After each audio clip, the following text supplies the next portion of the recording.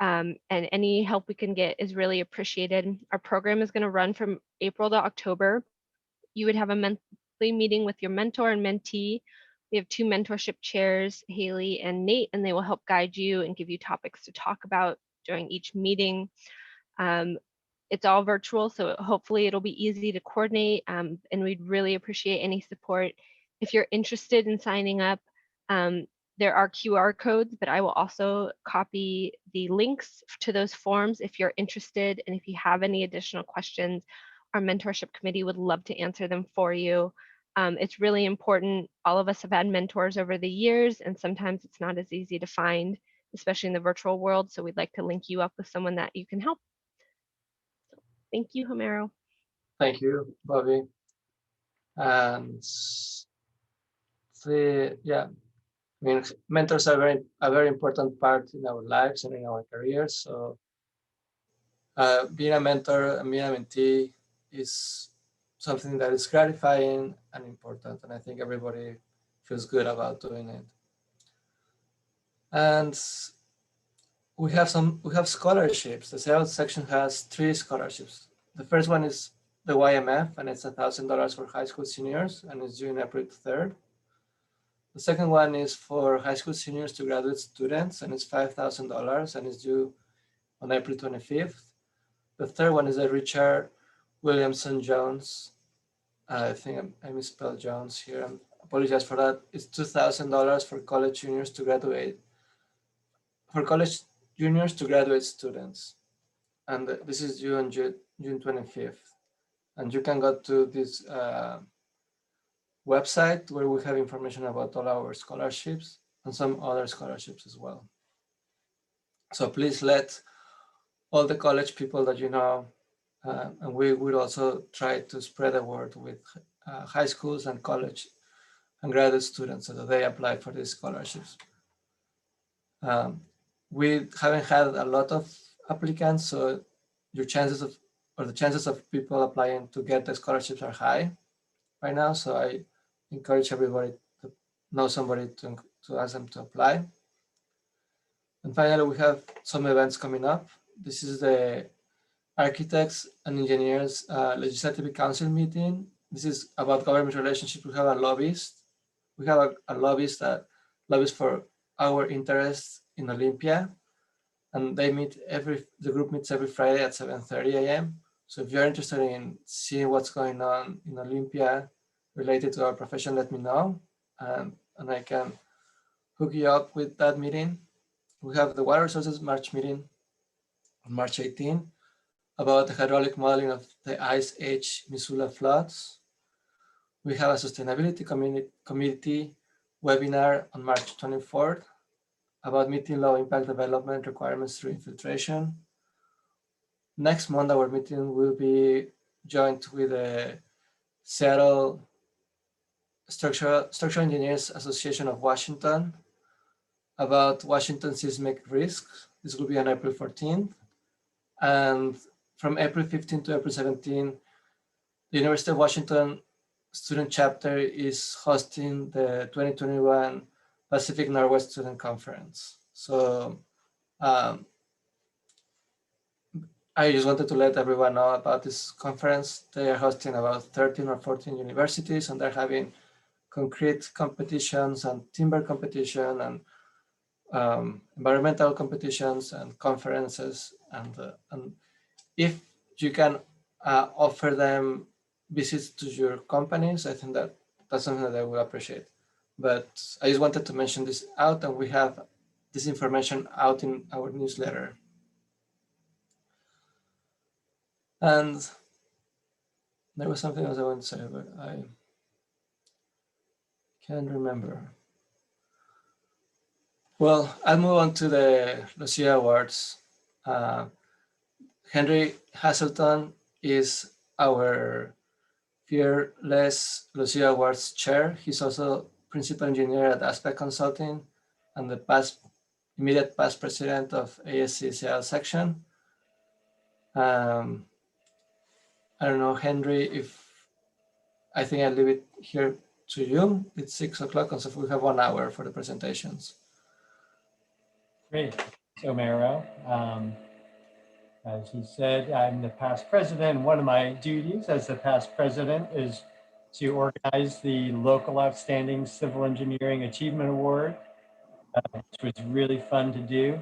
So I put together a panel, a review panel. We got to review all the applicants and learn about all the cool stuff that folks in our section are doing in the civil engineering world and select winners in different categories. So the folks who won the awards this year are here this evening to give us a quick overview of their projects. They're going to have around 10 to 15 minutes each, and encourage any questions that anybody might have for them. They're going to leave a little time at the end of each talk to answer questions.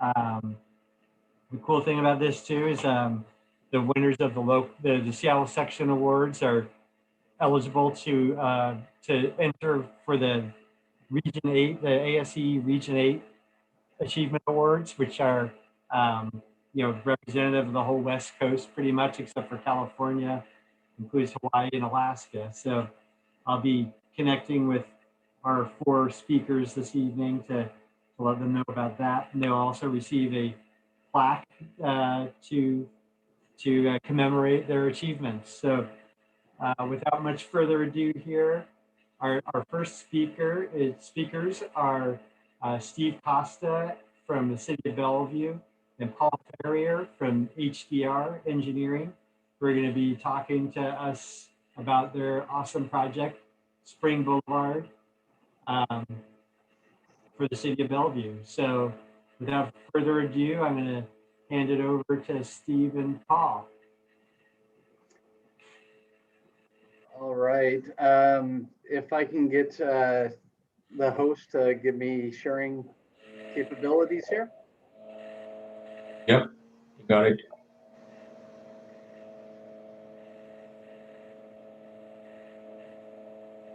All right. Hopefully everybody has seen my screen there, and Yeah. I'll let Steve start off. Thanks, Paul. And thank you to Henry and to ASCE for inviting us to speak about our project this evening, and for the award too.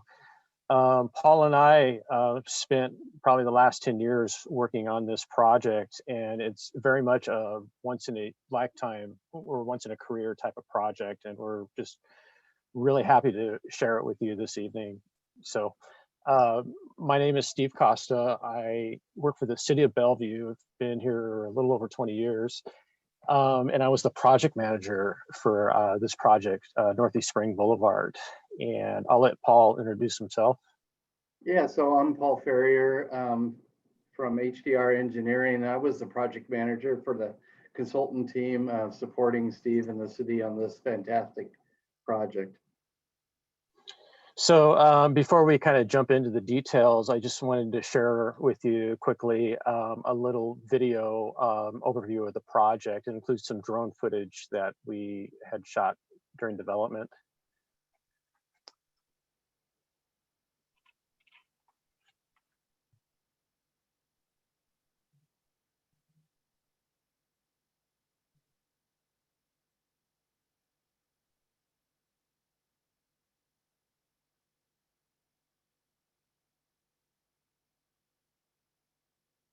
Is there sound? There is music to it, yes, but we'll have to iron it out for the next presentation. Okay.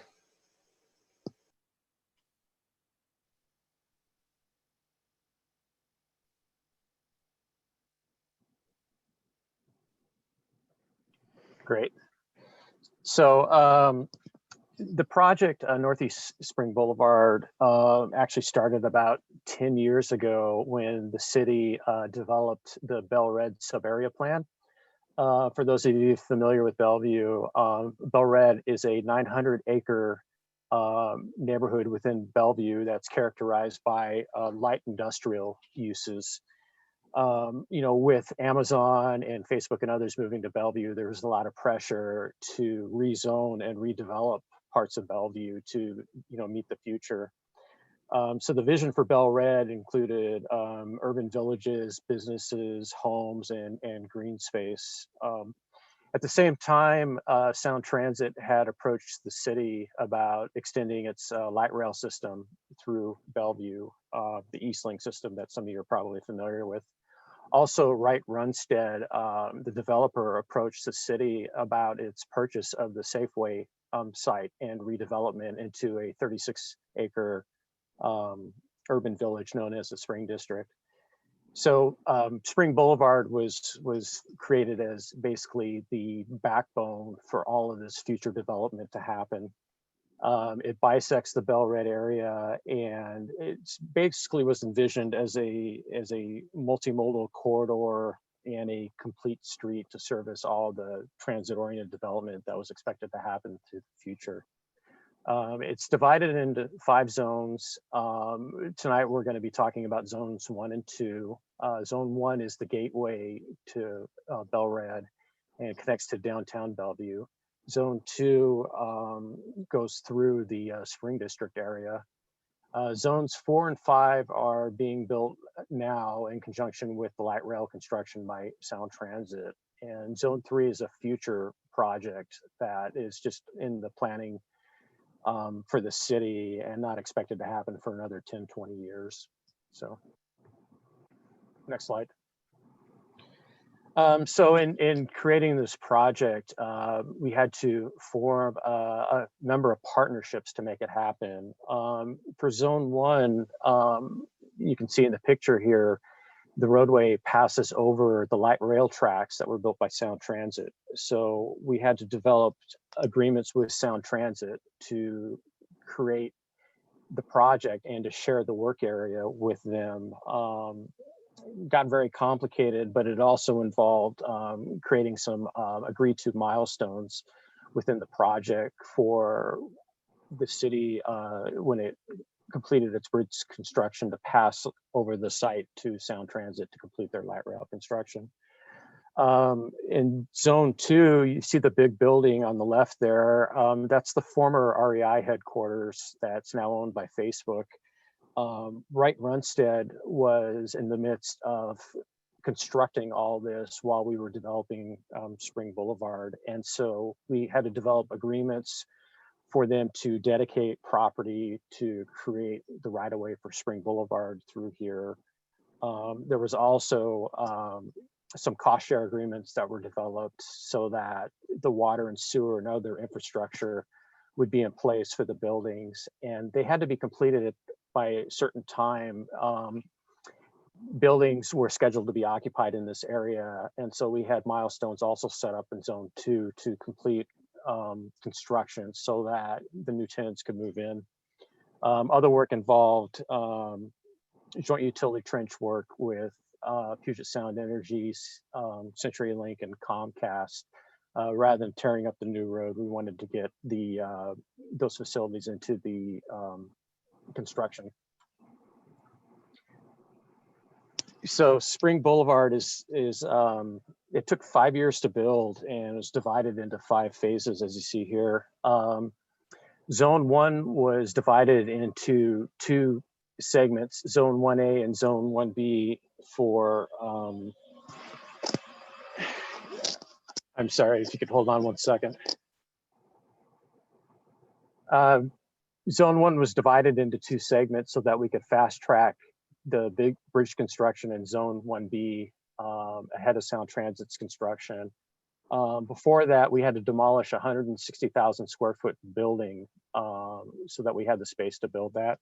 Zone 1A is, again, the gateway into downtown, connecting to downtown Bellevue, and had a new intersection created as part of it. We had to demolish the Delta building to create that piece. And then in Zone 2, as I mentioned, was the Spring District construction that happened in conjunction with our construction. And also Sound Transit built a light rail station on the north side of Spring Boulevard too. So we had to kind of thread through the needle through the construction area for that project. So with that, I'll hand it over to Paul to go in to a little bit more depth with the details on the design. Yeah, thank you, Steve. I'm going to kind of go into each of the zones and then kind of talk a little bit more holistically of the whole corridor. The whole corridor is essentially a 5-lane configuration, 2 in each direction with turn lanes throughout and major intersections at Bell Red 12th, 120th, 121st, 123rd, and then out to 124th. So in zone 1, which you're seeing here, we did an alternative analysis for the bridge structures that were going over the Sound Transit rail, as you can see in the picture here. We looked at either a 4-span bridge or 2 bridges with an infill structure. We found that the 2 bridges with the infill structure met the requirements and was about a $10 million savings to the city. You know, is a lot of difficulty looking at the dynamic envelopes of Sound Transit and looking how that worked with the infill structures, but it was really a big success. Also, we had to do a constructability report and working with the city and looking at does the Spring Boulevard, the city Spring Boulevard, go before Sound Transit, or do we go after Sound Transit? Because we were pretty on the same schedule, and after the report, the city would save almost $19 million if we did it early. So we had to expedite the land acquisition, the design, and the construction of that. So, you know, doing this, we had some memorandums of understanding with the city of Bellevue and Sound Transit. And when we had those handover dates where we could let Sound Transit get in there and build their rail structures underneath our overhanging roadway structures. So it was pretty complex too. We also had to think about forward compatibility. There's some to the south of Spring Boulevard, there's several TOD facilities that were going to be implemented in the years to come. So we had to be forward compatible with that. Tying into the Bell Red and 12th there with Spring Boulevard was pretty complex because there was a lot of utility work, a lot of night work that had to be done. And we were right up against the hospital district and a sleep center. So a lot of public outreach was done by the city and the consulting team to come up with a successful design. Moving on to zone 2, as Steve was saying, it was a kind of an interesting situation where, you know, typically, you know, either you have new facilities being put in by the city and then the infrastructure, the buildings around it would be built, but we were doing design at the same time as the Spring District. So it was a lot of collaboration, understanding where floor plates were happening, really understanding what that cross section, working with the city of Bellevue land use and the Spring District. We had a very tight section that we had to get, you know, the 5-lane section, but then we also were looking at 14-foot sidewalks where the TOD facilities could spill out onto the sidewalks to kind of celebrate and use some of the sidewalks for bistros and sitting areas. We also had 5-foot cycle tracks on each one, really enhancing that complete streets, that non-motorized element, and then a 6-foot planter, or really it's a stormwater treatment area all along this. We had to look at franchise utility integration for future growth. So really thinking about what's going to happen in the future, having those stub outs, preventing that digging up of a beautiful job that was already done. Other enhancement is at the intersections, applying protected intersection principles where we really have these large bulb outs, really minimizing that crossing distance for bikes and pedestrians. We also had 2 raised crossings that really enhanced that non-motorized elements and really slowed the traffic down. Some of the key corridor philosophies was about complete streets and that multimodal facilities, and really focusing on that sustainable stormwater design throughout. Not only the quality elements, as you can see here by these biofiltration vaults that we put in, but looking at flow control. All this property drains into Lake Bellevue, which is very sensitive in water coming in and out. We can't put too much in because there's actually residential condos above it, so we couldn't flood them and you couldn't dry it out. So that was pretty complex modeling that was done as part of that. And then really kind of living with the Spring District and looking at those urban elements and really having high-end treatments that are going to be shared by the Sound Transit users and Spring District. So I'll hand it back over to Steve to conclude and open it up for questions.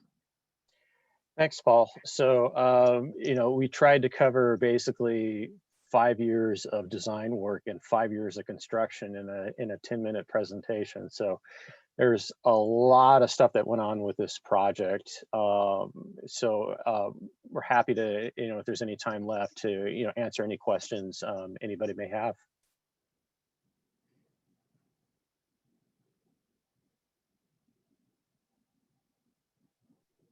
Or if we did a great job and everybody's questions are answered, that's great too. You guys did a fantastic job of boiling it down to a short presentation. Looks like a really complex project. 10 years of time into 10 minutes, right? Yeah. Yeah. I mean, technically it was very complex, but that whole collaboration with Sound Transit and all the different property owners throughout was, twice as, it added the complexity on it. But so if anybody ever has any questions or would like to know more, there's information on the City of Bellevue website, or reach out to Steve or I. Wonderful. Well, thank you, gentlemen.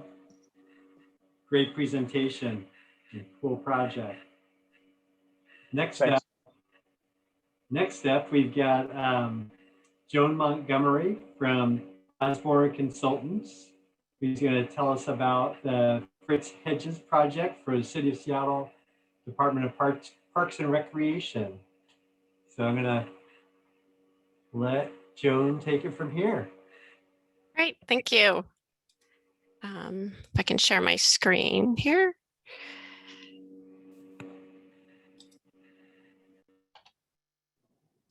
Okay, can everyone see my screen? Yes. So yeah, I'm Joan Montgomery. I'm with Osborne Consulting, and tonight I'm really excited to present the Fritz Hedges Waterway Park project. And yes, thank you ASCE for the award and the opportunity to present this project. Just to give you an overview of the project, this is a project by Seattle Parks and Recreation that transformed the Portage Bay waterfront into a new 3.5-acre park located in the University District of Seattle. Some highlights of the project are it provides green space for the surrounding active community.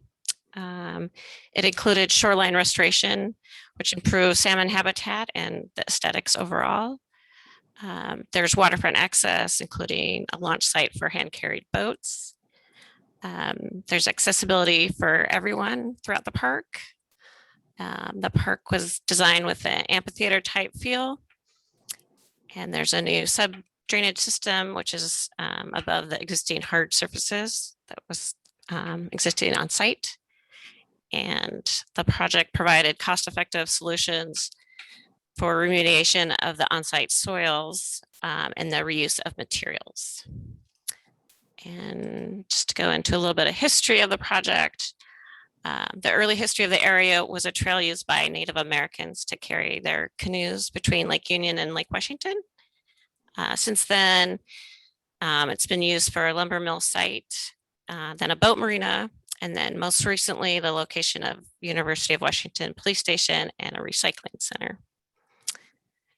And on to the design, which is the fun part for us civil engineers. So based on the historical use of the site, there was contaminated soil. So to mitigate these impacts, the following cost-effective solutions were implemented into the design. So the existing hard surfaces were kept on site to the extent possible to cap the contaminated soil, which is shown in this blue area here. This is just one section of the whole project, but it's an example. The area in red here is the treated contaminated soil that was used on site below park fill material. And a majority of the existing retaining wall was kept on site with weep hole drainage, which is shown here in green, which runs along the north edge of the project. And for the reuse of materials, the new canoe boat launch used the reclaimed lumber from the UW police station that was once on the site. And with that, I'm going to share a video. It's a time-elapse video of the actual construction of the site. And it's kind of a long video, so I'm just going to talk through the construction of it. There was extensive effort to keep sediment from depositing into Portage Bay. The construction needed to occur around the fish window, which obviously extended the construction duration for this project. WashDOT did partner with Seattle Parks and Rec to fund this project as part of a mitigation for the SR 520 program's impact to the area, which helped develop the park's design in part because of the enhanced shoreline habitat improvements. So part of the enhancements of the shoreline was there was multiple failing bulkheads, piers, and boat docks that were removed to allow for the shoreline restoration, including the bringing in native plantains, fish rock, and habitat supporting native fauna, including salmon habitat and the additional shoreline space. Landscaping for the park included the use of native plants and a green area maintenance that avoided the use of harmful chemicals for the park. The park was created with a terrace grading, which was chosen to provide an amphitheater feel out towards Portage Bay, which you can kind of see it being constructed in this video. The entire site is ADA accessible, and it provides, gentle grading with ramps, which allows views of the bay and access to the waterfront for everyone. There was pedestrian enhancements on Boat Street, north of the park, which included mid-block crosswalks and curb bulbs. And the park really does transition smoothly from the waterfront to that Boat Street and then up into the university campus. And this video is showing the project almost to completion. You kind of see the new dock to the right, the cool yellow chairs for the modern look of the park, and lots of activity on the water, boats and canoes and kayaks. And that's it for that video.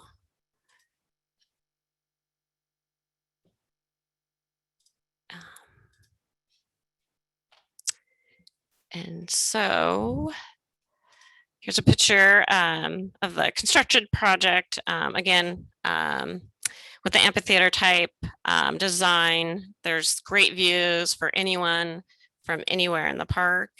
And the collaboration between Seattle Parks, WashDOT, and the University of Washington was really essential for the success of this project.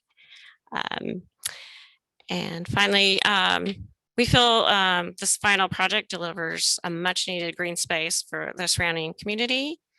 It really improved the local habitat for salmon, and it turned this once inaccessible waterfront into a beautiful public space. And just like to thank the entire project team for this, especially Walker Macy, Lara Rose, Anne Marie Schneider, and Andrea Kutz. And in conclusion, if there's any questions, I'd be happy to answer. Joan, that certainly is a major upgrade for the waterfront in the U district. Awesome project.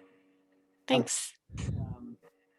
How involved it was to get permitting to build the pier there. Is that a big deal? I'm not sure about that pier. I know they had issues removing some of the piers. If I can jump in, this is Andy Bennett with Sure. KPFF, and I was on the interview team for this project, so it was a fun project for us as well. And the project demolished a whole bunch of overwater coverage, and one of the things that our team pointed out in our proposal and in the interview is it would be a shame to waste all that and not build something new to provide some a viewpoint over the water, because once that overwater coverage is gone, you never get it back. So that insight helped our team win the project, and with all the other mitigations that were done, getting the permit for the pier was as straightforward as I've ever seen it, which means it was still a hassle. Yeah, it's a cool amenity, that's for sure. Thanks, Andy. I think that Ram had a question.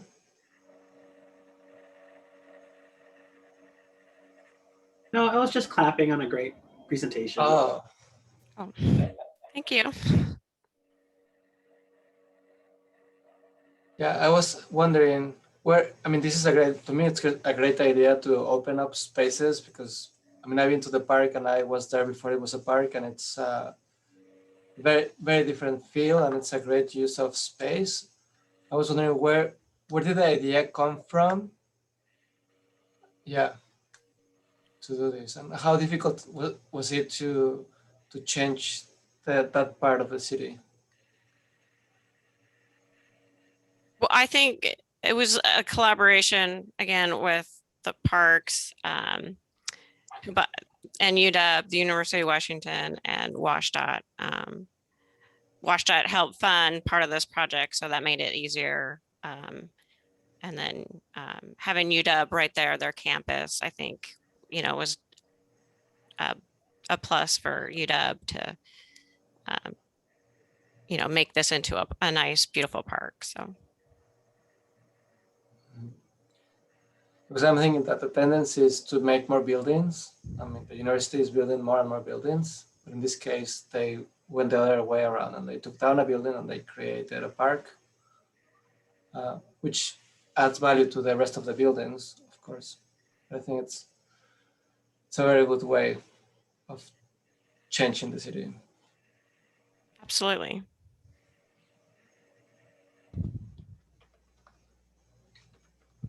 Cool. Any other questions?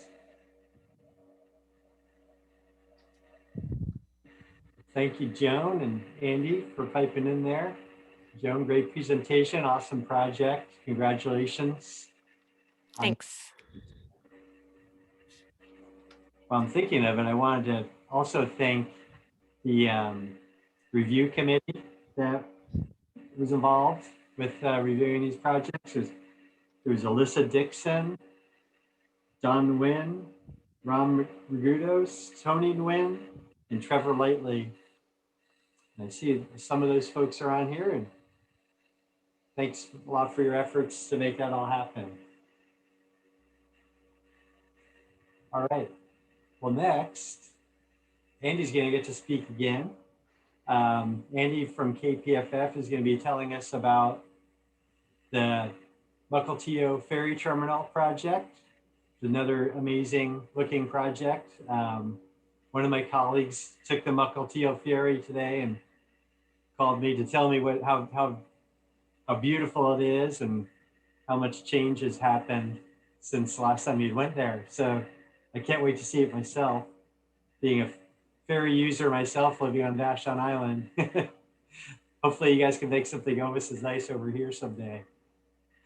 So with that, I'm going to hand it over to Andy. All right, and I will share that screen. So hopefully everybody's looking at an overhead rendering of a ferry terminal. And you know, we did provide a passenger shelter for the people take the passenger only ferry from Vashon to downtown Seattle. We just put a little roof on the gangway. So hopefully that at least makes things a little better for anyone coming in from Vashon.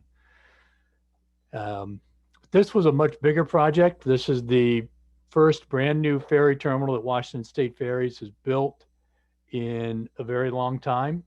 And we got to work with WSDOT on that. We started on the project 7 years ago. WSDOT had started on the project about 10 years before that. And it just took a long time for this to come to fruition. So what you're looking at here is a rendering, because we haven't yet got a good drone photo, and you really need a drone to get the whole site because it's pretty big. It's about 9 acres total. So what you'll see from here on out is pictures of pieces of it. So this is an aerial photo, excuse me, of what it looked like before we got involved. It was an old Air Force tank farm. You can see the remnants of the fuel tanks. Jet fuel was brought in here to support operations up at Payne Field. I think it was built in the 1950s. So that's what it used to be. It was the Air Force's operation. The old ferry terminal is over here in the downtown part of what they call downtown Mukilteo. There's not really much of a town yet. And there's a lot of issues with the vehicles coming off the ferry, pedestrians going back and forth along the waterfront, the redevelopment down here. It's just really congested. And by moving the ferry terminal away, they cleaned it up and they made it a whole lot safer for all of the people who use the ferry. And they also, you can see, this is the holding lane downtown.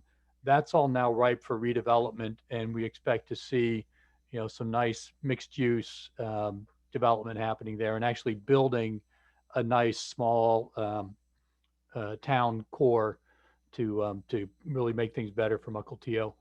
The other part of the project was getting rid of this pier. It's 4,000 feet long, and it had roughly, I think like 5% of all of the creosote timber piles in all of Puget Sound were in this pier, and that pier is no longer there. So this is a nice site plan of what the new terminal looks like. See the pier, there's a little bit of the remnant of the street accessing the pier. That pier is gone. This ferry terminal is gone. There's a new extension of SR 525. There's a new transit center, new holding lanes, and the new ferry terminal. All of which was designed and constructed by WSDOT, but parts of it have been handed off to other partners in the project. So as part of the project, we made a bunch of commitments to the local tribes, as well as other stakeholders. It was a list of about 600 on a spreadsheet that we had to keep track of and make sure that as we went through the design, we were fulfilling all of those commitments. And they were commitments to 7 tribes, the city of Mukilteo, the Port of Everett, the NOAA, which has a lab on site or adjacent to the site, Sound Transit, Community Transit, Everett Transit, the other adjacent property owners, and I'm probably missing 1 or 2, but it was a pretty big and active stakeholder group. So there was a lot of engagement on the project. And especially for the tribes, this was a very important site for them. In 1855, the Point Elliott Treaty was signed, which gave them, if anyone's heard the term usual and accustomed fishing rights, that's where that term came from. It's from that treaty. And that's one of the things that makes it so difficult to permit in-water projects in Puget Sound. The tribes have the right to fish where they historically fished. And anything you put in Puget Sound affects that right. And that's why you need to get the tribes involved in any waterfront development.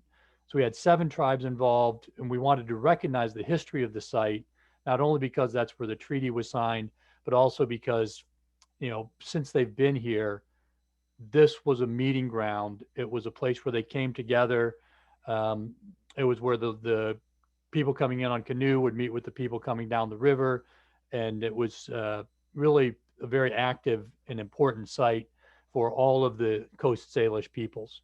So the design recognizes that history and respects the spirituality and the critical nature of that to the Native American cultures. Part of the project, we kind of broken into 3 different task forces, 3 different design groups. The upland design group, a buildings design group, and a marine design group. It helped us kind of break it into manageable pieces, and then we had to pull it all, make sure it all worked together. So the upland work, as I mentioned, extended SR 525. It provided holding lanes, significantly more holding capacity than was there now. And part of what this does is it prevents the backups. If you've been to Mukilteo, you know the traffic backs up way up the hill on busy days. Now more vehicles can be held here and you don't have that backup, which affects all the people in Mukilteo. We built a new transit center so the buses can come right up to the ferry terminal for community transit, Everett Transit and Sound Transit. We're adjacent to and have improved connection to Sound Transit's Sounder Station, a new first street for the city of Mukilteo, as well as pedestrian and bike access. And big part of this was stormwater treatment. We used an enhanced stormwater treatment system or systems throughout the site. We went above and beyond what the code required, again, to fulfill one of the commitments we had made. And so you'll see throughout the site these modular wetlands, bioretention systems, and the entire holding lane is a pervious paving with a sand filter beneath it. And this was really important to treat all of the rainwater that falls on the holding lanes, because you got all qualities of vehicle parked there. And, you know, somebody with a leaky transmission, that's just going to go into the ground. And this way it's treated and filtered out. And the water is much cleaner when it goes into Puget Sound, because that's where it all ends up. More on the upland development. We did have an excellent landscape architecture team to make the site inviting. You can see the promenade here in the lower right. This is part of a mile-long promenade that connects one city park at Lighthouse Point all the way up to another city park at the end of the tank farm site, Edgewater Beach Park. And so as part of the development, we built a big chunk of that promenade. And since we went first, we set the standard for quality and finishes and really made it a nice amenity for the city. The building, 3 major building sites, the terminal building, a maintenance building with a restroom for people in the holding lanes, and then the toll booths in the entry plaza. The building is gorgeous. LMN was the architect, and the form of the building was inspired by the Native American longhouses, which is where the Coast Salish people lived, and that was their architecture, was the longhouse form. And so we mimicked that in terms of the shape of the building. We also used as much timber as we could. We actually have a mass timber roof structure, as well as you can see these big glulam beams holding it up. And there's Native American art throughout the site. Here on the side of the building, you can see the big Native American welcome figures next to the toll booths. We actually initially we targeted lead silver, but WSDOT was doing all the things right, and we ended up being lead gold. So pretty good accomplishment there. You can see some of the cross-laminated timber and the glulam framing here on one end of the terminal. it just came out, all of it, especially the wood and the open glass sides. It's really a spectacular building.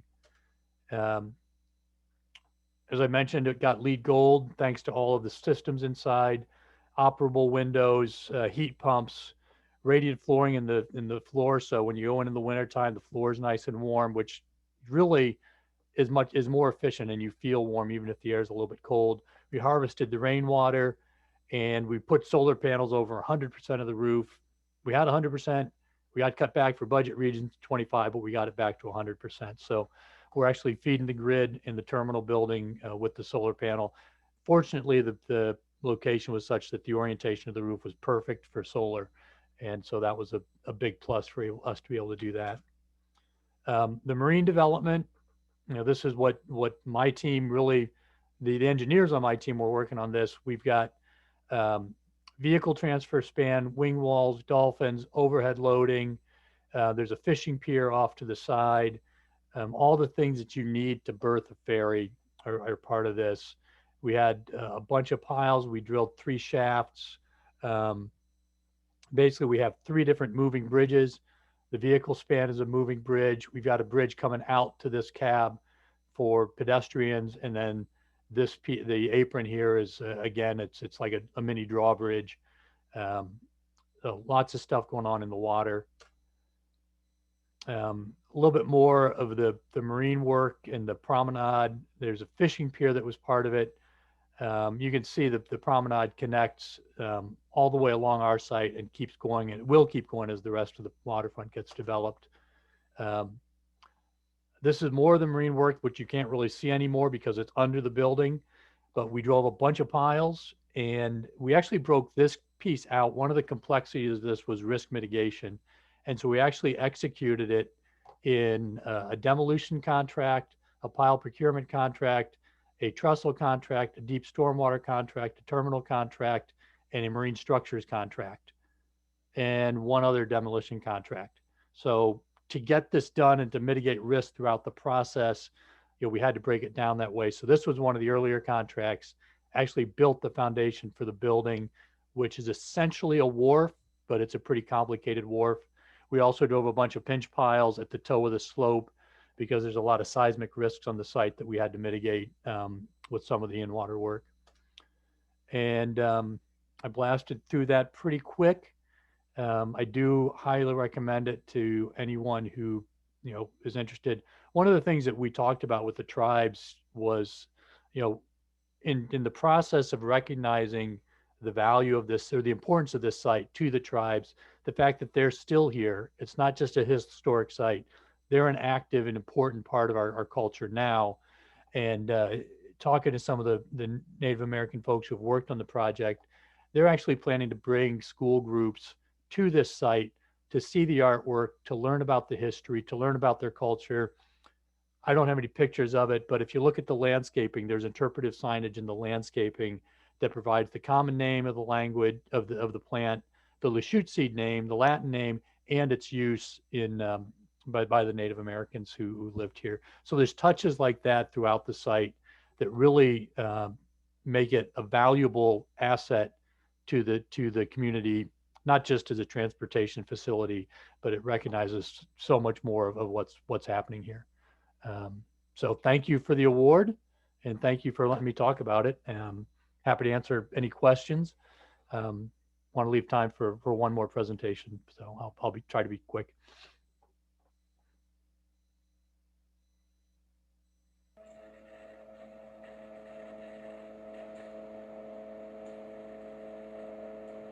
A lot packed in there. Yes. Cool. Can't get enough of the piles as a geotechnical engineer. Oops. There's some more piles for you. All right. Yeah, it's we knew anytime you drive piles in a marine environment, you don't know what you're going to hit, and we wanted to make sure we hit the fish window, even though the rest of the design wasn't done yet. We figured, well, let's get the piles in, let's get the trestle built. That way, if anything happens in terms of that construction effort that slows it down, we're only slowing down one small project. We're not interrupting the contractor that's doing all this other work. And that was kind of the philosophy throughout the contracting process, was how do we issue manageable contracts and keep that risk mitigated. Awesome. Well, thank you, Andy, and your team. Wonderful job on this project. Well, something we'll all get to enjoy, I'm sure. Yeah, I hope you get up there. At least go to Ivers, get a fish and chips and walk the waterfront, even if you don't take the ferry. There you go. Cool. Yeah, I had like, I mean, I know we don't have much time. I had a comment. In these three projects, what I see is that there is a lot of thought about the human scale, the human perspective. It's open. It feels good to be there. It's not just functional. Yes. I think that's something new that we're seeing. And I was wondering if you can comment of why this change is happening now. I mean, I feel that is new. I don't think it was very common. I think it's, for this project in particular, the involvement of the tribes and recognizing how important this site is to them. At one point, they had just vetoed the project.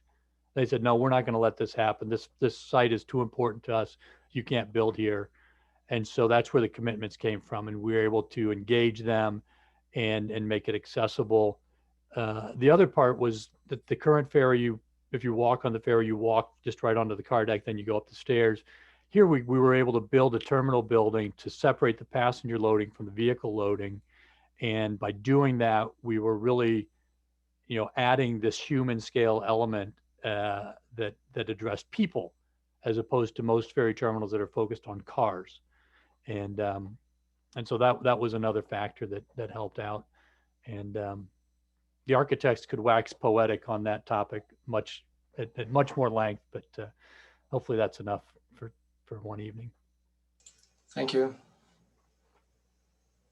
All right, thank you very much. I think that everybody's done a great job of staying on time. I appreciate that. I'm sure everybody appreciates it. We've got one more talk here, a really cool project. Not sure how many of you subscribe to the ASCE Smart Brief. It's a pretty cool thing that you can get coming to your inbox every day with headlines that relate to our profession. And that's where I learned about this next project that we're going to be hearing about, that WashDOT designed. And I got to meet Mike Jacobs in my breakout session, who represents the contractor, good fellow. So we've got Sean Wendt talking about the WashDOT SR203 Lutz Creek Fish Passage. It's a very innovative project using kind of new materials, and it went really, really fast, which is really cool. So without further ado, I'm going to turn it over to Sean. Thanks. All right, can everybody see that? Yeah. Okay, awesome. So this is the SR203 Lutz Creek Fish Passage project. My name is Sean Wendt. I was a project engineer for construction on this project, and Mike Jacobs was the project manager for Goodfellow Brothers, who they were the contractors. Also involved heavily with this project was our Bridge and Structures office, who is represented by Rich Zeldin Russ and Mark Gaines tonight. Kind of an overview. Oh, why isn't this letting me do this? All right. Okay, kind of an overview of where this is. This is just south of Duval, probably about a quarter mile south of Duval. You can see right here, this orange line. That is actually our detour route that we had. We did a full closure, a 38-day full closure of SR203 to finish this work. Right prior to the construction of this project, King County indicated that they were going to do a project right in here, and they were going to close down this road and detour traffic on 203. And so we were closing down our road and they were closing down their road, and we were using each other's detours. And so we worked it out where we asked the contractor to accelerate their schedule, and they were done 4 days early. So that was great. So close up here, you can see this 203 right here. The existing stream went through a 60-inch diameter culvert, and it had the reason why it was a fish barrier was because of velocity, and during high flows, the velocity was too high. And this project opened up 3 miles of fish habitat. So a new type of structure, bridge and structures decided to use, instead of a typical box culvert, this was a composite arch bridge system where you have your CIP stem walls, and you have, these are basically tubes that are filled with concrete and then some decking panels on top. And I'll show kind of what. So those are the fiberglass reinforced plastic arches that were manufactured and brought here from Bangor, Maine. We had 12 of them. Actually, there were 24 pieces, and they were spliced when they got here. You can see the reinforcement right there. There's a little video of, let's see here. Let's see here. There's a little video of the manufacturing of those.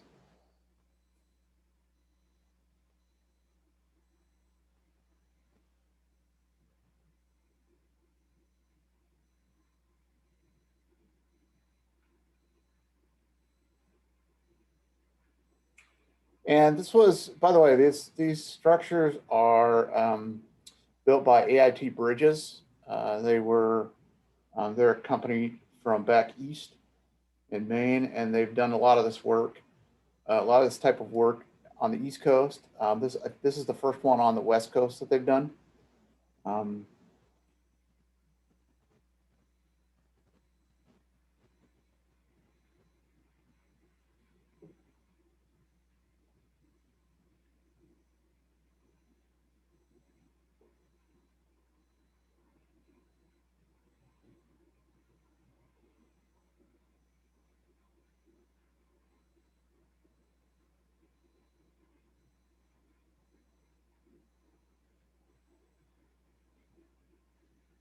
Hey, Sean, I might just add a little tiny bit on these structures from my side, and that was just the speed of the procurement. Because I want to say from when we executed a purchase order to when they were shipped from Maine to Washington State, and at our staging yard, it was only like 6 weeks.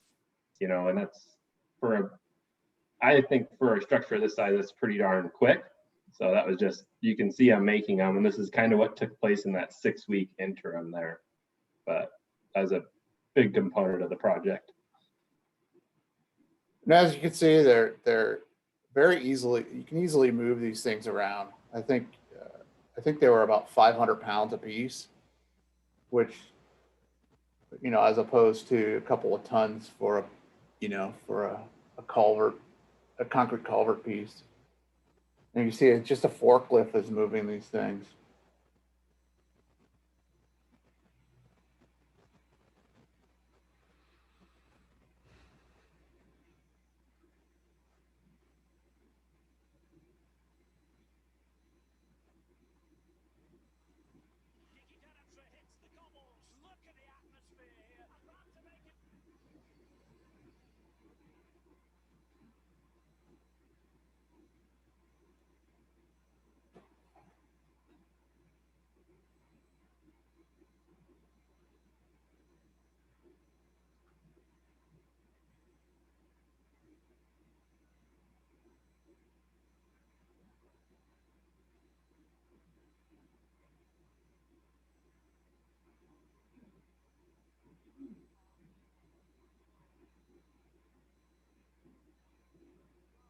There we go. So, when we first got in there, the biggest challenge was obviously excavation. The contractor excavated about 40 feet, I believe. We had to do, I think, 10 feet of over-X As you can see, it's kind of nasty material down here. And so they did 40 feet of over-X, so 10 feet of over-X, and then they filled it back with crushed surfacing base course. So that was a significant portion of the first part of the closure. I believe that took about 5 or 6 days to do all that work. So, and again, excavation, you can see the crushed surfacing base course, and then they're starting to get ready for the CIP walls. And, you know, right here, you can kind of see there was some groundwater that was pretty high through there, but it was actually pretty dry during construction, despite this little thing here, but I think it rained the day before. So there, the abutment wall. So this was done in 3 different pours. So the foundation and then the stem part. And then when they put the arches in, they poured the top of it. And this is supposed to work. Basically, this arch system and the stem walls are supposed to work in unison, kind of as a monolithic structure. Installing the arches again, you know, you can see how you know, they're really easy to move around. I think the first one took a while to get in place because they had to make it plumb. But then after that, it went really quick. I'd like to say this took, what, 5 or 6 hours, Mike? Yeah. The first one took us, I think, about 2 hours to set. And then after that, we were about 20 minutes per arch. Right. And yeah, probably about 5 hours total. Then you can see this is installing the last arch here. And then the FRP panels is basically made out of the same material as the arches, and they cover the entire arch system here. And then the arches are filled with concrete. And then, of course, the SEW walls on the side here, those took a considerable amount of time. I'd say probably a week or so to put these up, maybe even more. So as you can imagine, there was a lot of excavation, and now there's a lot of fill with compaction going on. That's a finished product, sort of. There's a cable fence that's supposed to go on top of there that we're still trying to get in place, but this is what it looks like after the fact. You can see, you know, it just looks really good with this color here. You know, the fascia and stuff. It really looks sharp. And you can, of course, you can see the stream. So we've got a little. This is a time-lapse video of the whole construction here.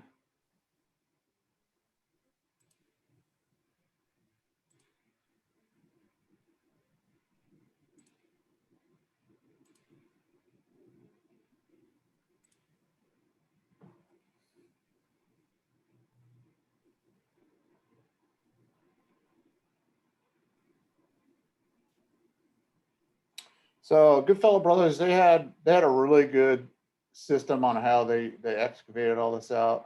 It was kind of a very well-oiled machine out there. There was a lot of access points, I think, and so they did a good job of really pushing the schedule.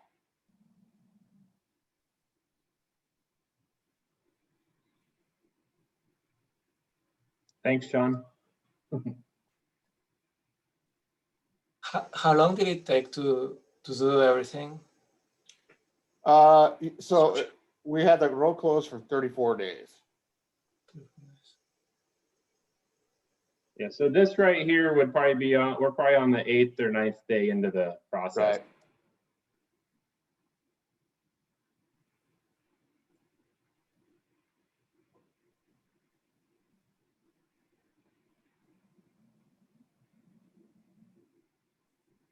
The panels took a little bit of time, a lot longer than you thought, right, Mike? Yeah, they did. I think they ended up taking us two days to complete, and we were kind of going back and forth between whether we could do them in 1 day or 2 days. And before we started, we were hoping we'd be able to make up some time. but just kind of the way it all worked out, it ended up taking 2 days, which is what we had originally scheduled. But Right. yeah, and then the walls here took we spent 8 days on these walls. Yeah, that's what I thought. Yeah. So you pour concrete into each of the arches, and then on top of everything. Oh, what was the question? I'm sorry. Do you pour concrete inside each of the tubes? Yeah, yeah. Well, I don't think it was inside, was it, Mike? It was. Yeah. So the tubes are set and they're empty. And like Sean said, they weigh about 500 pounds, and so that's a 51-foot span. They weigh 500 pounds. Then we put the FRP paneling on, and it just works as a sheathing to keep everything in place. And then at the top, the highest point, we drilled 3 holes. So we built a center hole, drilled a center hole that was 4 inches diameter. And then 1 foot on either side, we drilled 2 more 2-inch holes. So then we pumped in, there's a 6,000 PSI grout through the center hole. And the 2 smaller holes were vent holes. And then that fills those tubes with concrete. And it's it hit 3,000 PSI, I want to say, in like 36 hours. And that's it was really quick. Yeah, that's what allows us to start backfilling right away. Yeah. So, one thing great about this project is, like I said in the past, we've done typical box culverts, either a bottomless box culvert or a 4-sided box culvert on most of our projects. And, we've got 400 culverts to do before 2030. We've done some, but, we've got a lot to do. And so we're trying to find ways to innovate and be faster. And so because of the success of this project, turns out the Virgin Structures office are putting it into their specs to be able to use this type of structure. So that's pretty encouraging. And like I said, hopefully we can get these things done by 2030. So any questions? I'm curious, Sean, this is Brian Nielsen. How are the FRP panels fastened to the ribs? I forget. Mike, what's that? Just self-tapping, I think a 1-inch self-tapping screw, just like you would do, if you were building a little shed with corrugated metal roofing. Okay, thank you. Yep. Yeah. So one of the questions that was asked by our maintenance guys was, hey, what if there's a forest fire? How do these things hold up in a forest fire? And apparently they hold up very, very well in fires and things like that. So they're pretty durable. And obviously we like that for longevity and maintainability of these structures. So anything else? All right. Well, thank you very much. We appreciate it. Yeah, thank you, Sean, Mike. Great presentation, cool project. That's about all I've got. I appreciate everybody's talks tonight. Omer, do you have any closing words? I just wanted to thank you, Henry, for chairing this award committee, and also thank you for all the presenters. The great presentations, great projects. Nice to meet everybody that showed up today. And I think it's a great presentation. I think that's all I have too. Thank you, Ashraf, for doing our housing this meeting as well. All right, folks, have a good night. Thank you all. Thank you. Thank you.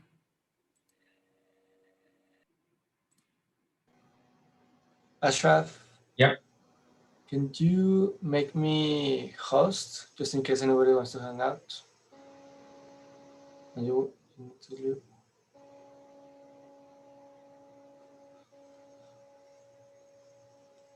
Okay, I think everybody left. I think it was really, I forgot to thank Tony and Fausto for showing